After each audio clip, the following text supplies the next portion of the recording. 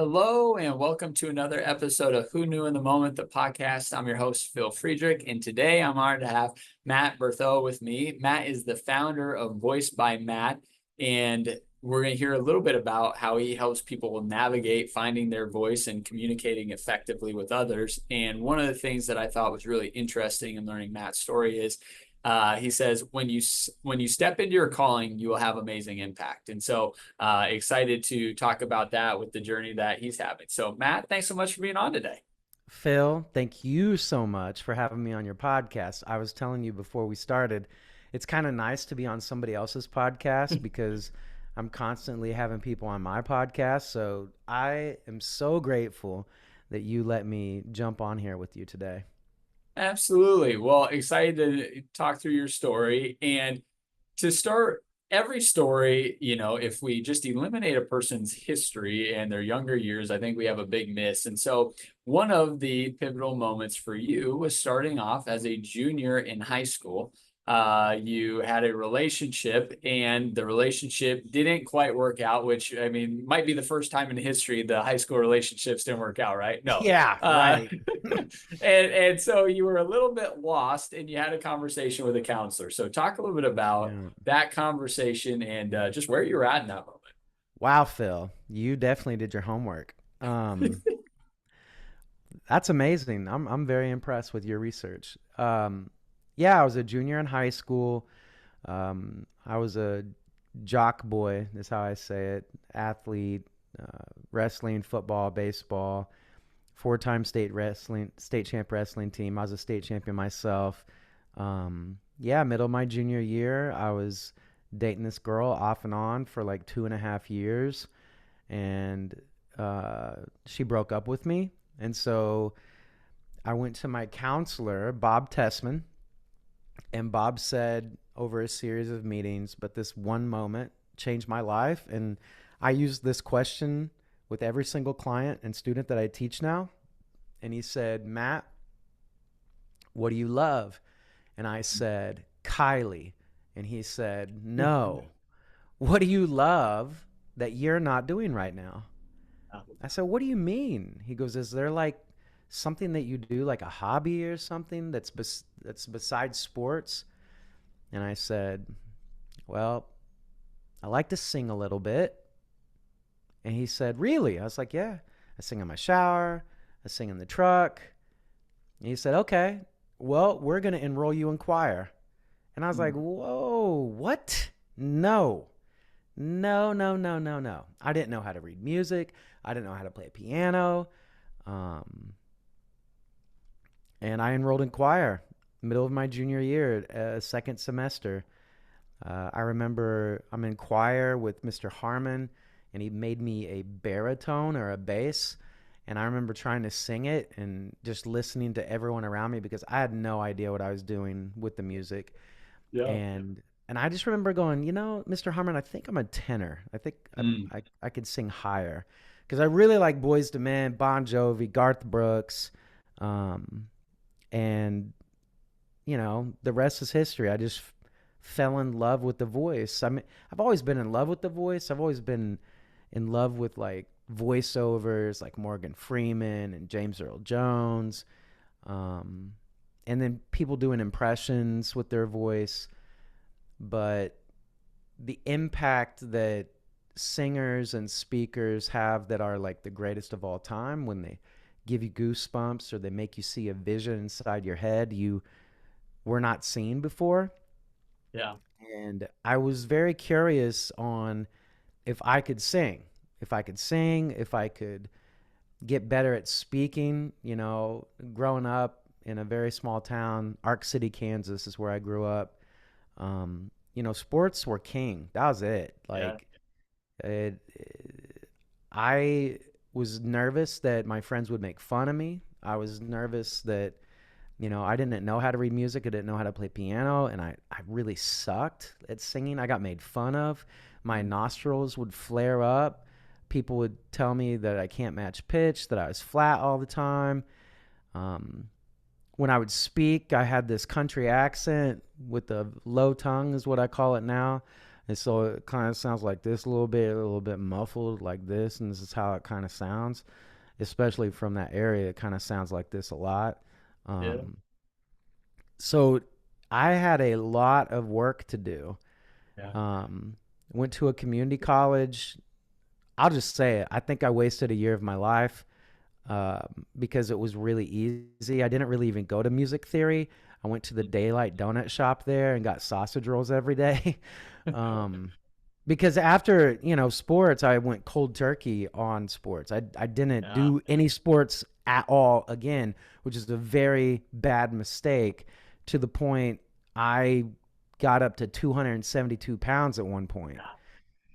because food was king, especially if you're a wrestler. Yep. Um, but I went to Friends University after the community college experience, and I'm sitting in Music Theory 3. My head hurts. I feel like someone's punching the back of my head, and I feel like an imposter. I don't know what I'm doing. I feel like an idiot. And it took me 6.5 years to graduate college because I quit music ed. I went to voice performance. Then I went to religion for a year. And then I went back to music ed. And I eventually got into the practice room. I started teaching myself how to play piano. I started making myself trace the notes on the page with my finger and watching them go up and watching the black notes go down. And then eventually I started to figure out how to do it. And it, I mean, it sucked. It was really sucky. But Well, so let me ask you this, and I think this can happen for people sometimes, is something that is a hobby, they think it can be a passion, and then they think their passion should become their job. And sometimes I think things are just meant to be hobbies. It's like, hey, I enjoy singing when I can, yeah, and I want to keep it at that. And I think other times the hobby becomes something you are so dedicated to that becomes a passion. It's like, well, gosh, if I could make a living doing my passion, well, that would be amazing. And I think sometimes we feel like it always has to be one and the same. It's like I think there is something to be said about having that thing that you want to get better at, but you're doing it just because you enjoy doing it. And maybe that brings a little less pressure. So, what are your thoughts on that? Or as you reflect on your musical oh journey, man. where do you sit? Well, this is hard because I'm a Yeah. teacher. I've Yeah. been coaching private voice for 23 years. Mhm. Um, Public school as a choir teacher for 19 years. I've been coaching business professionals for 6 years on Wow. their voice. Um, this is what I know as a teacher because I've taught from literal 4 year olds to 72 year olds, like in everything in between. People are people, and people have dreams. My dream growing up, I wanted to be a baseball player, a professional baseball player. I didn't have the work ethic, I'll just say it, to even come close to the practice that it took to do that. That's the Yeah. truth. Yeah. Um, Wrestling was just something that, honestly, I was going to be. It was like 1985, 88, somewhere in there. They had the Summer Olympics. And I remember watching the gymnasts, and I was like, dude, that is amazing. Those guys are ripped, like they're doing these crazy things. Yeah. I would love to do that. And so we went to the rec center to sign me up for gymnastics, and then I was too young, so they put me in wrestling, and the rest is Mm. history. Um, so wrestling was just kind of something I did that I could take my aggression out Yeah. and use this emotion that was inside me that's so um, I mean, it's powerful. Like the emotion that's inside of me is crazy, crazy strong, and it's gotten me into a lot of trouble, but it's also helped me a lot. So back to the question, um, I believe everybody has an inner voice, like a Holy Spirit intuition, that things about yourself that you don't want people to know, and Mm. that when you're growing up, you get these glimpses of what it could be, what life could be. a lot of times the environment pushes you into get a steady job, get something that's reliable, and they don't see the dream. They don't see the dream inside of you. Yeah. And I say that because I've taught so many people, probably thousands of people over the last 23 years, and I can identify gifts in people very quickly, and be able to say, hey, have you thought about this before? Yeah. This is what I know. The kids and the people that have actually went after the dream make it. All of them. They all make it. But every single one of those people that make it or don't make it, there's a crossroads of, am I going to listen? This is going to get real truthful. Like, this Yeah. is going to hurt some people's feelings. They get to a point at a crossroads where, are you going to listen to your family? Are you going to listen to your grandma and grandpa and your aunts and uncles, your the people that say they love you, Yep. right? Or are you going to go after this dream that nobody can see inside of you? So since I was a little boy, I've known I'm going to be on stage in front of thousands of people, talking to them, inspiring them, motivating them. I'm going to be helping business professionals, celebrities, athletes find their voice, keep, share, connect their voice with craft, artistry, and magic. Um, but my purpose on earth is to let people's soul come out and say hello. Literal. Like, that's my purpose on earth. I think that every single one of us has a calling. We hear the calling, and sometimes it's like, this does not make sense. Nobody else is doing this. Like, I don't know anybody else in the world that's doing the work that I'm doing, literally. And so it's very lonely. But Yeah. if you think about, I use Edison and Tesla a lot, and the Wright brothers and the group in New York that was also trying to do the airplane, right? God, the universe, whatever you want to, the creator, whatever you want to think about, puts ideas into the world. And I say ideas, not just an idea, but ideas.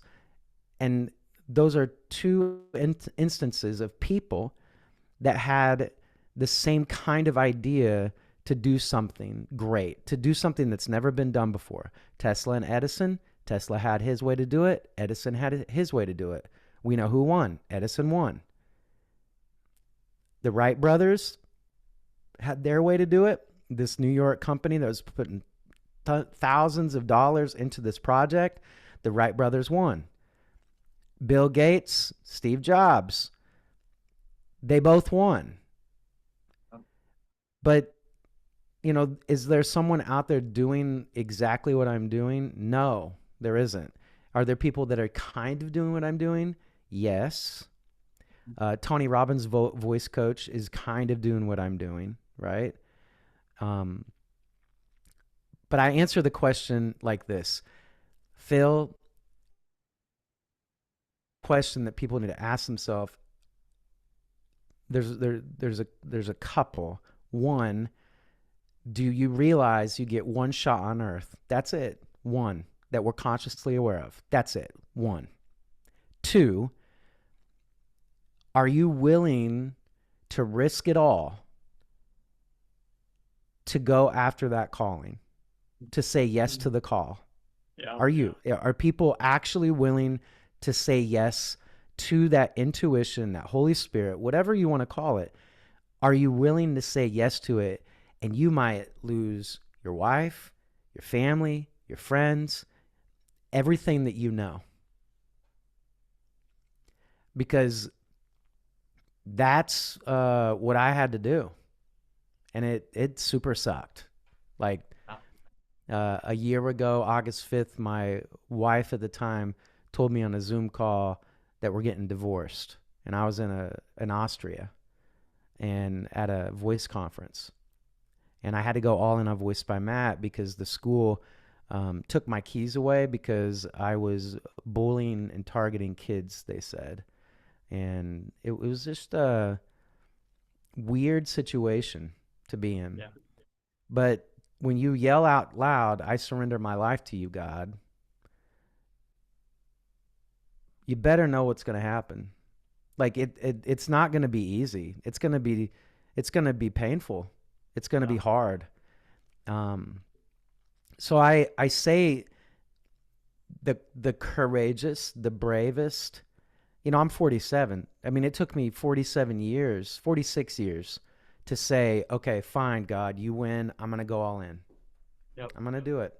Because, it's nice to have my nice, cushy 9-month teaching job and then come home the last 5 years or 6 years, coach business professionals on the side, make a nice income doing that, go back to my W-2 teaching job. It was very comfortable.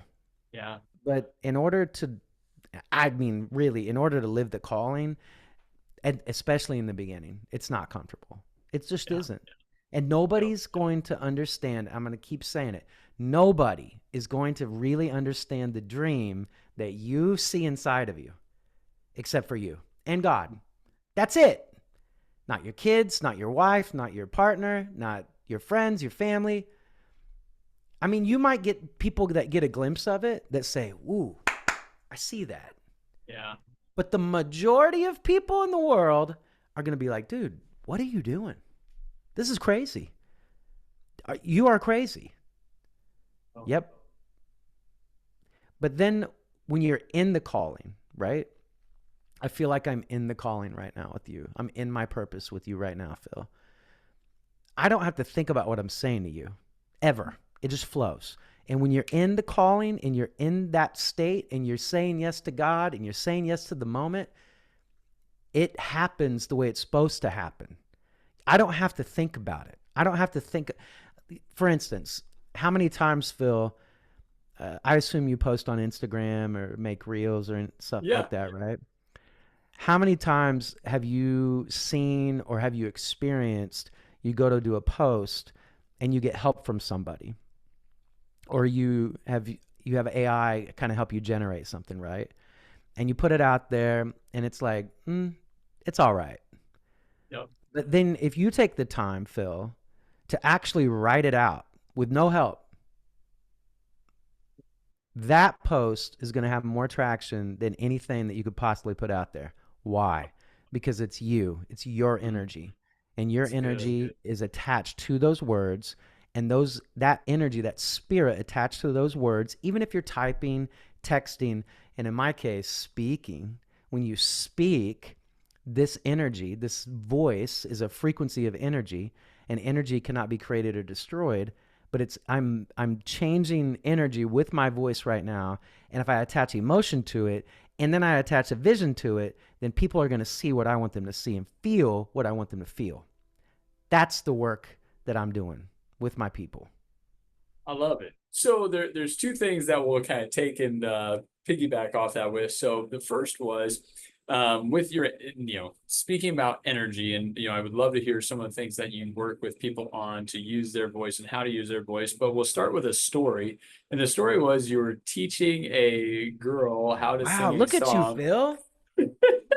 and I'm and so she impressed. sang it one way, and you said no, act like the person you love the most, right, Wow. is helping you sing this, and it just changed. So talk a little bit about that. All right. So that moment was in 2013. That was Mariah Warren. She was one of my voice students at the time. We were working on At Last by Etta James. At last, my love. That one. And I got this instinct. I was like, because I've always been a teacher of add emotion to it. I've always Mm. like said that in everything that I do. Anytime I'd go for a solo, I would be like, okay, what is Jean Valjean feeling right now? Okay, I'm gonna do this now. And that's how I'd get a lot of my parts. That's how I would get a lot of these auditions. I would just feel so much emotion, whether it's love or hate or anger or passion or sadness. And I would just trigger myself to that moment in my life where I felt that, and then I'd present. But in this case, we were doing that. And I said, Mariah, what do you love more than anything in the world? And she said, I love my mom. I said, okay, perfect. I want you to shut your eyes and feel that love for your mom. And when you feel it, I'm going to feel it. And first of all, I think about saying that. Saying, if you feel it, I'm going to feel it. That's kind of weird in its own way, too. Like acknowledging that I feel your feelings, right? Yeah. Because I do. Yeah. But the way that I remember saying it was just so normal. It's just so normal.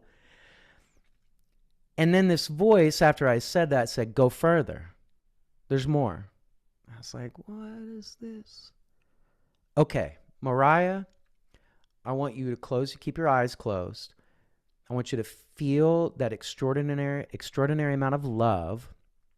And I want you to visualize a scene. Is it inside? Is it outside?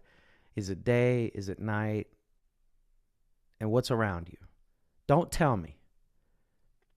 And when you get that vision, when you're ready to sing, and you feel that love, open your eyes, and I'm going to start playing piano. So she opened her eyes, she started singing, I started playing piano, and I felt this love. I got goosebumps all over my body. And then the strangest thing happened. I saw these like visions in my head that were not mine.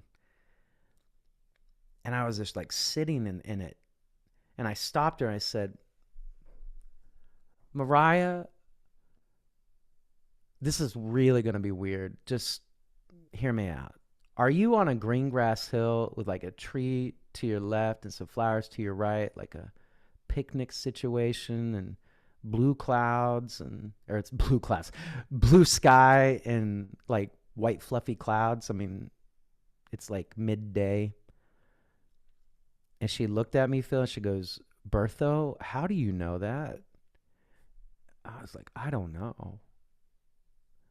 And then we experimented, and I experimented with my students all summer. The people that were really vulnerable with their emotions and feelings were able to project the visions stronger. Yeah. And also accept the vision stronger. The people that were not okay with showing emotion, they could not connect to it. And so I knew I was onto something, but I threw it away at the end of the summer because it freaked me out. Yeah. And I was like, man, Winfield is going to hang me up, which they finally did in last year. But I knew I was onto something. And I was scared.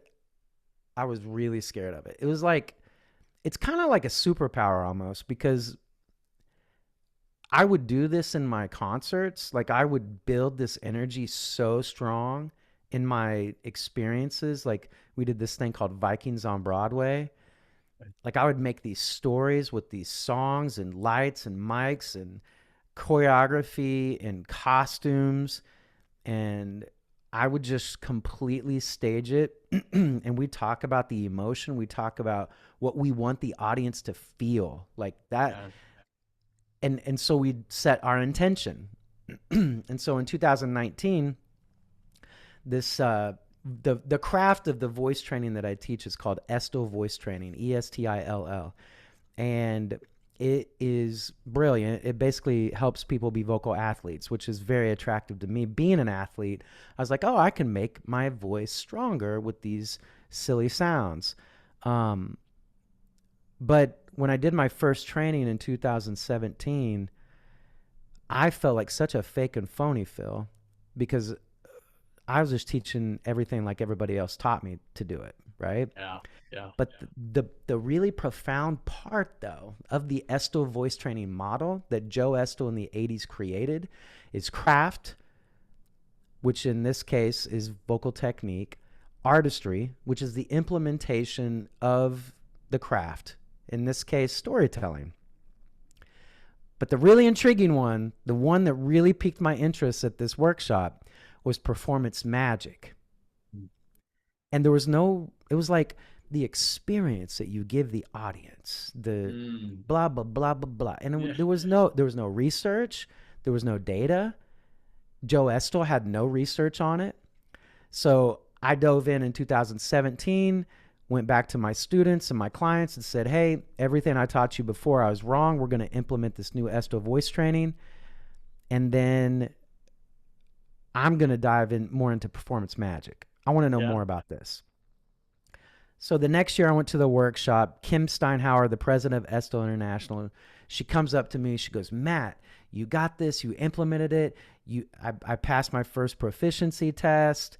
I was on my way. And then I told her about these moments of, like in Vikings on Broadway, where these kids would make the audience cry. And people were feeling an extraordinary amount of feelings. And she goes, Matt, that's performance magic. I go, okay. She goes, Matt, this is like in person. Yeah. During a break, she goes, Matt, I want you to present in London. And I looked at her. I was like, who are you talking to? She goes, you're going to go to London and you're going to present about performance magic and what you're doing with these kids. I was like, okay, Kim. But I knew that she saw it in me. This is a person that saw the dream in me, right? Yeah. So in 2019, Doug Swanson, my chiropractor, he said, do you know who Ed Milet is? I said, no. You need to start listening to his podcast. You sound like him. I was like, okay. Do you know who Andy Frisella is? No. You need to start listening to him and the MF CEO. I think you'd really like it. Okay. So I started listening to these two guys. And then started 75 Hard March of 2019. And up to that point, Phil, I didn't read books. I never read a book, ever. Oh. But one of the first books that I read was Becoming Supernatural by Dr. Joe Dispenza. And I had to present in London, but I had nothing. I had no presentation. I had people coming with me to help me present it about performance magic. I mean, I knew how to do what I do. I didn't know how to teach what I do in a simple form, right? No. So I read this phrase, energy is frequency, frequency carries information. And immediately I was taken back to 2013. I was like, I know how to teach this. I have taught this. Yeah. And so I figured out, okay, I've got to come up with a system to get people in the flow state, to get people into the state so that they can feel what they want to feel and they can get the audience to feel what we want them to feel. But more importantly, once we get them to feel what we want them to feel, then we can get them to see visually inside our head what we want them to see. Mm. So I was doing a CrossFit workout. This is how all these ideas always come to me. And again, I yelled at God. I said, God, I need some steps. I need something to take people into flow state so that when they take the stage, when they go in the boardroom, when they get on the call, when they get on the podcast, they're felt and they're seen and they're heard. And then all of a sudden it was like a download. Boop. Get meditative state. Build your energy. Visualize a scene. Action. I was like, I got the 4 steps. I got this. I went to London. I presented it. I was the keynote on a Saturday. People stood up. They cried. They gave me a hug. There were skeptics, of course. But in the Olympus Hotel, I was like, you know what? This moment that we just experienced is going to change my life forever and yours. But I also knew that once I stepped into that arena, the performance magic, the gift, part of my gift, that God kind of said, okay, you're going to teach people how to let their soul come out and say hello. You're going to have to understand spirit and energy. You're going to have to understand emotions and how that ties in all this.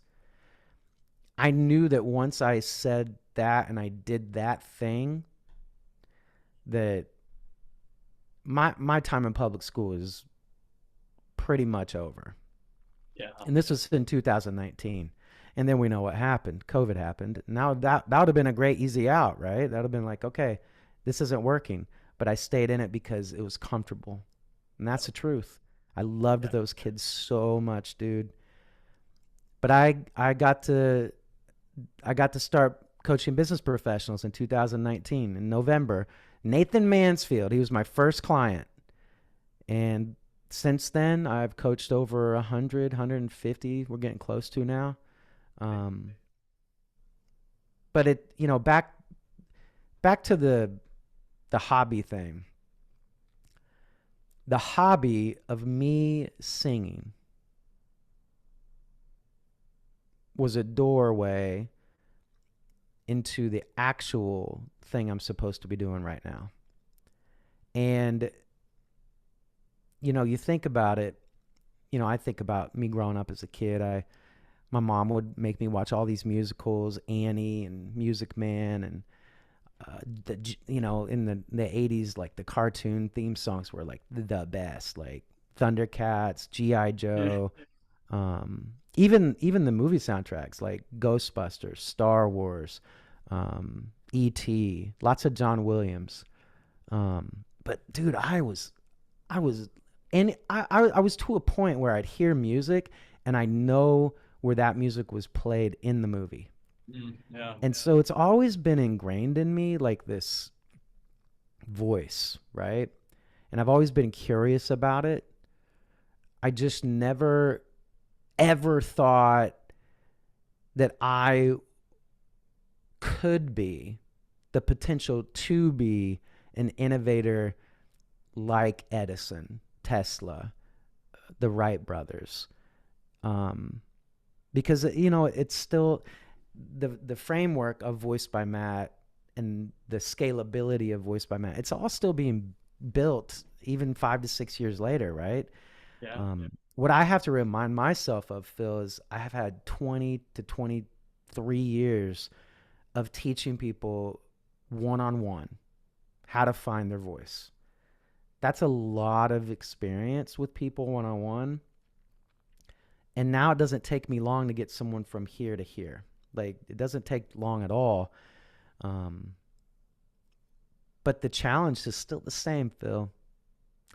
If men and women that I work with, that are CEOs, that are presidents, if they are unable to get uncomfortable, if they cannot get uncomfortable with me and be vulnerable, then no one will ever feel them. And no one will ever see the visions that they want us to see in their head. And that is a big challenge. I've had people that work with me that quit in the middle because it gets too hard, because it's tough. People cry when they work with me, man. Like, they tell me things they've never told anybody. I mean, it's a very vulnerable thing to let your soul come out and say hello, Mm. especially when you've been very careful to say the right things and do the right things in your environment forever. Yeah.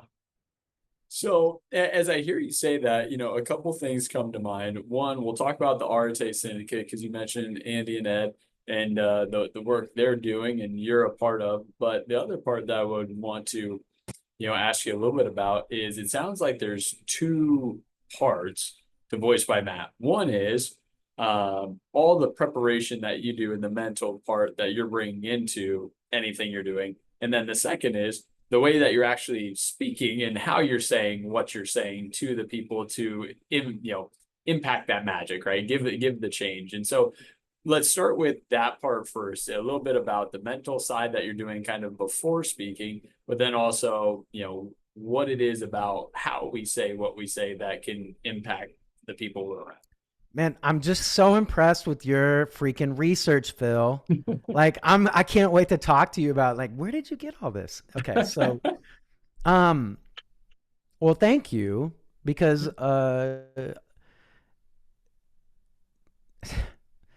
growing up in the Midwest, I mean, I'm not going to say that. Growing up in the world as a man, you have a choice to eat and drink what everybody else eats and drinks, to consume what everybody else consumes, to watch what everybody else is watching, to talk about what everybody else is talking about, or you can go after your calling, right? Yeah. I think there's a foundation. with 75 hard that Andy kind of unlocked the cheat code to. Um, that I'm on it right now. This is like my 11th time to do it. It's it is a cheat code because it doesn't give me room to cheat. Yeah. Um, but man, I was just talking to one of my film and photography dudes today, Josiah Santiago. Shout out to him. He's amazing. He does all of my videos and content for the events that I do. But he said, "How you doing?" I said, struggling a little bit. He goes, "With what?" I said, "My ego." I'm reading this book right now called A Course in Miracles. I don't know if you've ever seen Mhm. it.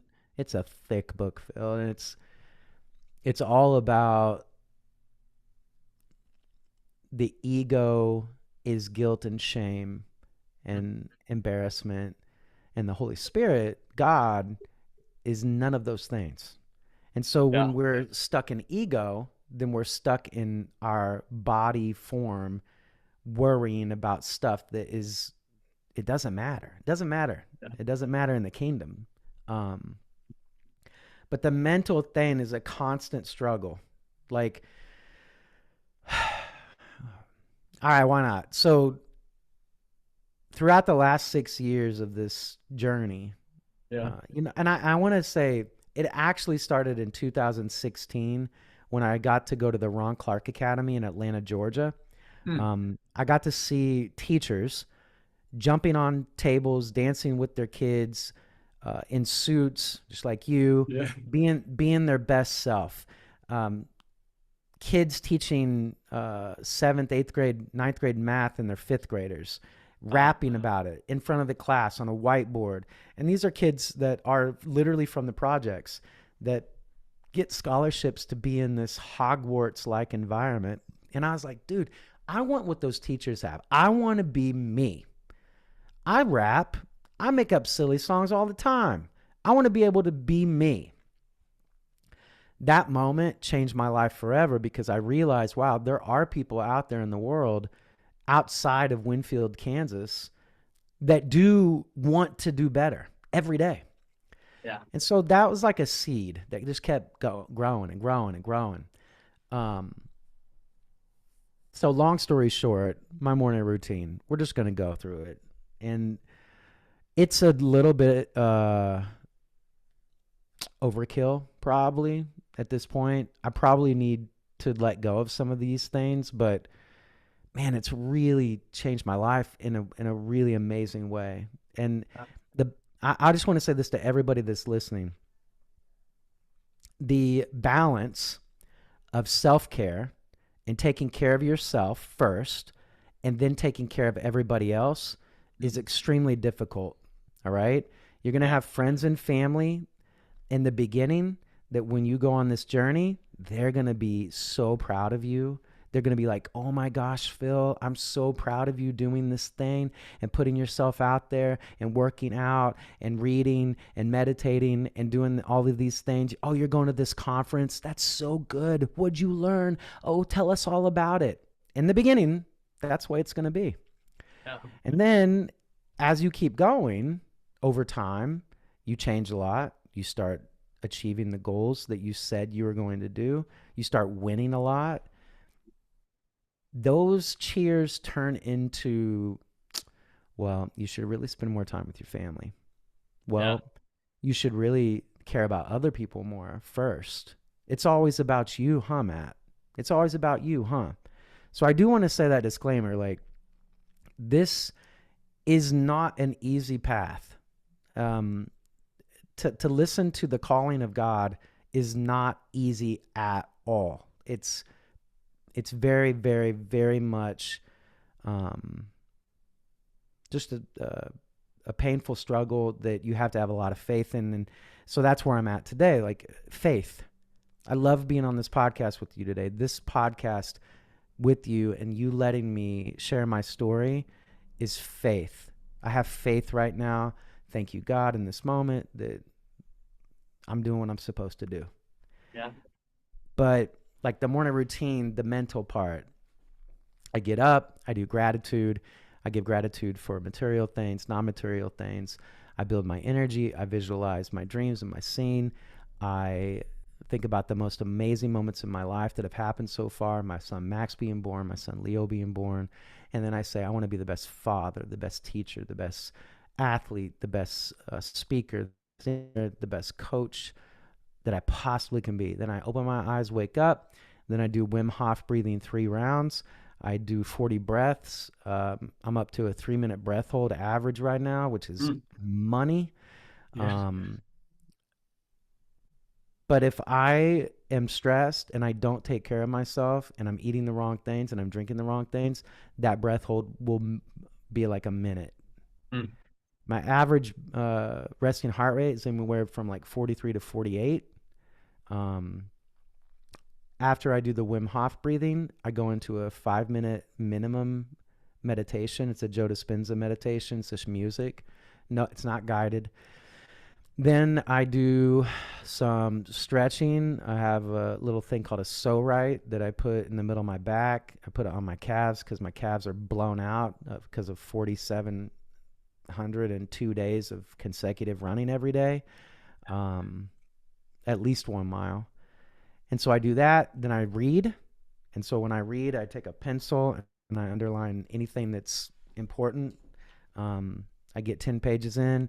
I put that away. I go downstairs. I take my supplements, drink my coffee, put my 20-pound vest on, put my, I have long underwear on. I have a sweatshirt over my vest.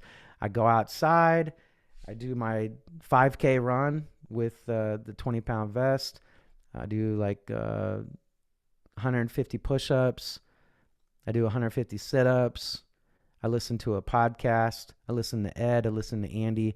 I listen to Steve Furtnick a lot right now. Um, I come in, take a cold shower, eat, get some coffee, and either get on a podcast like what we're doing right now or coach somebody. And then that's generally from like 10 a.m. If I had it my way, my girlfriend doesn't like this. Angela, I love you so much. But if I had it my way, man, I'd be like 10 to 3, 10 to 4 every day. Every Yep. day. And this is my purpose. Like helping people is my purpose. Helping people find their voice, keep, share, connect, letting their soul come out and say hello, giving them permission to do that. And helping them. A lot of people that I work with, Phil, when they speak, it's like a shotgun blast of information. It's like, blah. Yep. And so what I do is I go, okay, no one's going to understand what you just said. We're Yeah. going to make this super clear. Um, so that's the morning routine. Like that's I the love it. mental. Yeah.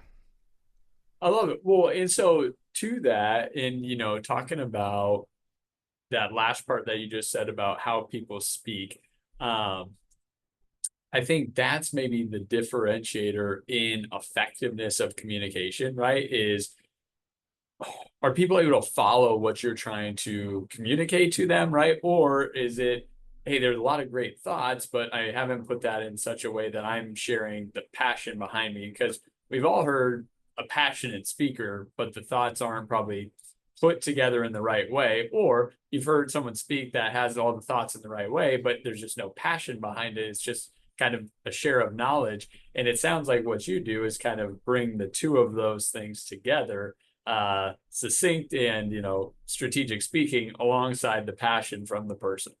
Yeah.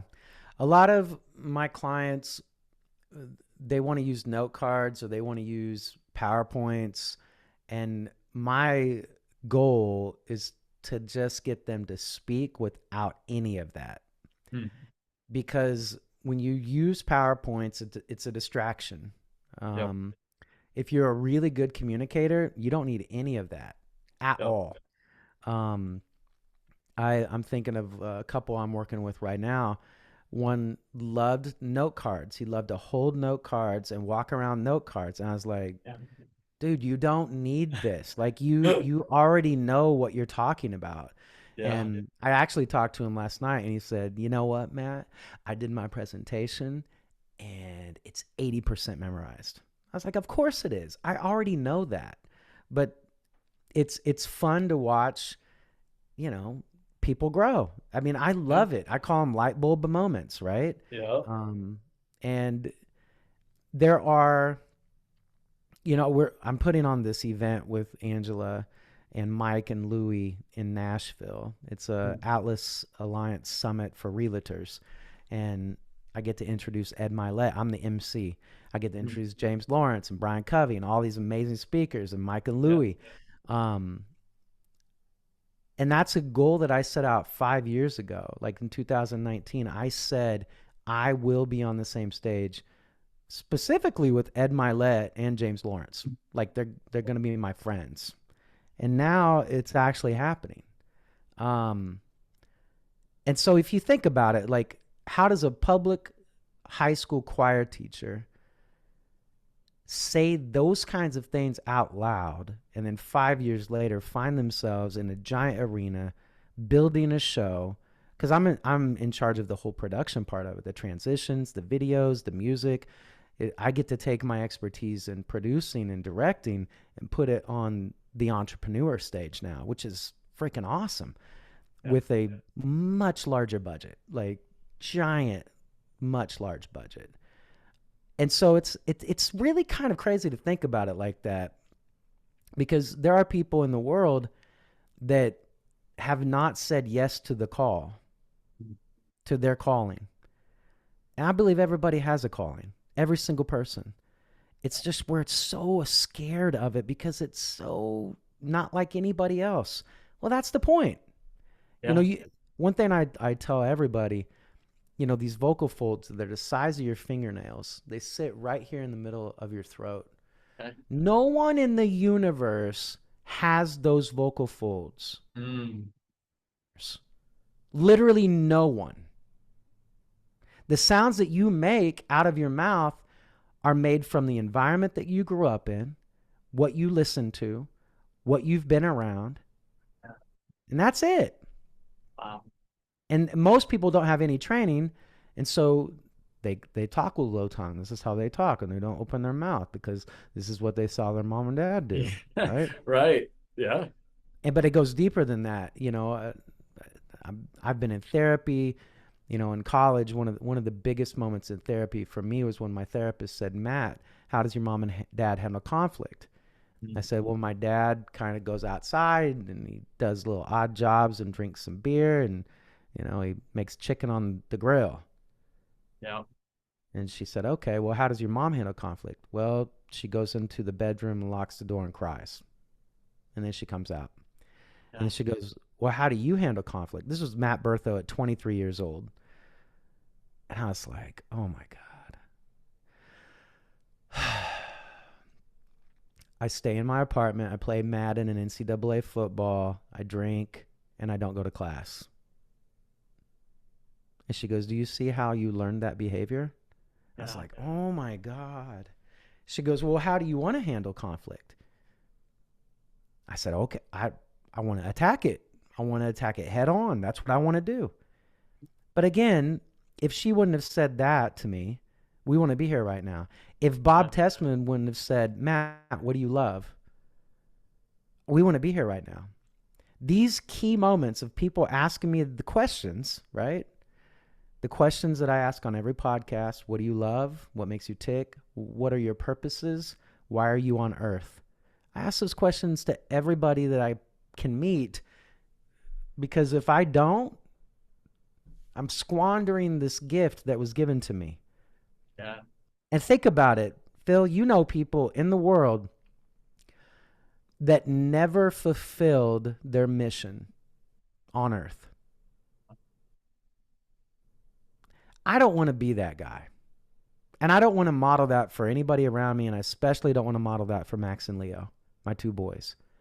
Like, I want them to say, "You know what, Dad, he went through some tough stuff. He got divorced. He lost his dad. He basically got booted out of Winfield High School, but he didn't give up. He Mm. went after his dream to help people." And it's hard still, Phil, but it's worth it. You know, Kim Steinhauer, when I was learning all this Esto voice training, I was so excited. I wanted to teach the world. I was like, we're going to change everybody's voice in the whole world. I'm going to change millions of people's lives. And she looks at me and she goes, Matt, one voice at a time, Mm. one person at a time. Yep. And that's such a humble humility thing to own. But it's the truth. And it's the work I do. I've had people be like, why don't you make some courses? Why don't you do this? Why don't you do that? Why don't you make a group? Every time I listen to other people like try to get me to do something that somebody else has done, it doesn't work. Yeah. Every time I listen to people and I listen to that inner voice inside me that says, you should do this. And I'm like, why? It doesn't make sense. And then I do it, it works. I love it. I love it. Well, Matt, I want to say thanks so much to you for sharing your journey and just the amazing things you've done. I mean, once again, I love how you highlight it. You know, who would have thought that a teacher would now be in, business performance coaching? But I think what you've been able to do today is share how some of those seemingly small doors end up being little notches of confidence. So that way, when the day came to jump in, you weren't just jumping in without any previous experience. Yeah. You had the confidence wins along the way. Yep. Yep. It's we're I think in certain states of our consciousness, we get so wrapped up in worry and anger and sadness and depression that we hear someone say, you know what, it's just a gift to be alive today. Like the fact Mm. that we get to be here and do this and communicate with each other is a gift. Yeah, And when we hear that and we're in those states, we're like, oh, it doesn't feel like a gift. It feels like this sucks right now. But in this moment, it is a gift. It is a gift. And how are we going to use that gift? Are we going to squander it? Are we going to listen to that voice that's inside of every single one of us? Or are we going to do what everybody else tells us that we should do? Well, I've done a little bit of both. And now it's listening to that inner voice completely. Again, it's about faith. It's about, I think it's okay to be scared a little bit and to have fear. Um, but just don't give up. Don't give up when you're in that purpose. Just don't throw in the towel, especially when people tell you you need to throw in the towel. Because only that's you good. know. Only you know.